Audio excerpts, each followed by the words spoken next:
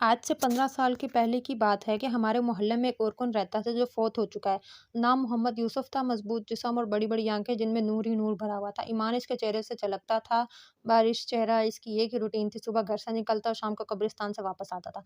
हमेशा रास्ते की एक तरफ होकर चलता था, किसी की तरफ बुरी नज़र से नहीं देखता था। एक दिन मोहल्ले के पढ़े-लिखे लड़के इकट्ठे हुए यूसुफ से कहने लगे, आपकी सारी ज़िंदगी कब्रिस्तान में गुज़र गई, हमें कोई वाक़या सुनाएँ। सुनकर यूसुफ संजीदा हुआ, लंबी साँस लिए कहने लगा, आज मुझे 27 साल हो गए हैं, मैं कब्रें बना रहा हूँ। मेरे साथ एक ही वाक़या गुज़रा है। गर्मियों की दोपहर थी, कुछ लोग मेरे पास आए कि बाबा जी कब्र बनानी है। मैंने पूछा कि आदमी है या औरत? तो उन्होंने बताया कि औरत करंट लगने की वज़ह से फ़ौत हो गई है।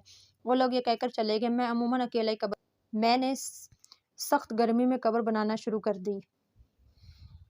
दोपहर 2 ढाई बजे तक कब्र मुकम्मल हो गई। कब्र को फाइनल टच देने के लिए मैंने कब्र के अंदर खदाल मारी तो मुझे ऐसे आवाज़ आई जैसे कोई शीशे की चीज़ टूट गई है और बस फिर खुशबू ही खुशबू फैल गई और कब्र ठंडी हो गई। मैं कब्र में ही लेट गया, बाहर सख्त गर्मी थी, अंदर कब्र ठंडक और खुशबू से भरी हुई थी। इससे मेरी रूह तक खुश हो गई। मैं हैरानी और दहशत से खामोश रहा। मगरिब के बाद जनाज़ा आ गया। औरत के वर्सा ने इसे दफना दिया और चले गए, मगर मेरे अंदर तजस्सुस भरा हुआ था कि इस औरत की कौन-सी नेकी है जो इसको इतना बड़ा इनाम मिला है।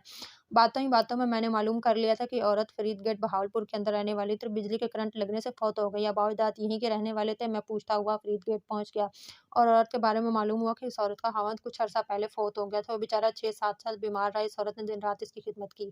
खावंद की शदीद बीमारी के बावजूद इसके साथ बेवफ़ाई नहीं की और दिल और जान से इसकी ज़िम्मेदारी करती रही। बावजूद गुर्बत के इसको मेहनत मज़दूरी करके खाना खिलाती रही और अपने जज़्बात को अपने बीमार खावंद पर कुर्बान कर दिया। जो लोग अल्लाह ताला की रज़ा की खातिर बेलौस इंसानियत की खिदमत करते हैं और अपनी रातें भी अल्लाह की राह में जागते हैं, इन्हीं लोगों के बारे में अल्लाह ताला ने फरमाया कि मैं ऐसे-ऐसे इनामात दूँगा जिसको किसी आँख ने देखा और किसी ने तसव्वुर भी नहीं किया। खुशनसीब हैं वो लोग जिनकी कब्रें खुशबू और ठंडक से भरी हुई हैं। दुआ है कि अल्लाह ताला हमें और सब मुसलमानों को बख्श दे और आखिरत में ठंडक अता फरमाए।